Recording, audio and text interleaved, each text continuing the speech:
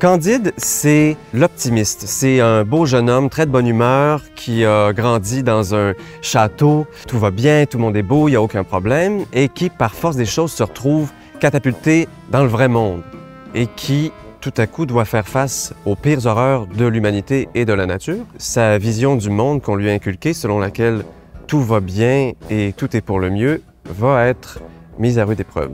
Pangloss, le philosophe absolutiste de l'optimisme, quoi qu'il arrive, il refuse d'enlever ses lunettes roses. Il tient mordicus à son credo le plus profond et inébranlable. Tout est pour le mieux dans le meilleur des mondes possibles.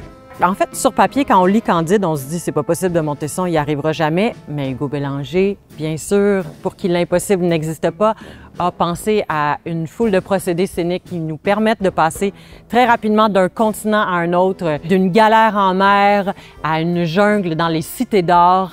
Essayez de nous suivre. Dans son tour du monde, Candide rencontre une foule de personnages complètement éclectiques, ce qui fait en sorte que nous, on peut se permettre d'explorer plusieurs esthétiques théâtrales. On passe du masque, la commedia dell'arte, le jeu d'ombre, on s'en va dans la comédie, la tragédie et même la comédie musicale. Probablement la seule raison pourquoi j'ai été engagé d'ailleurs.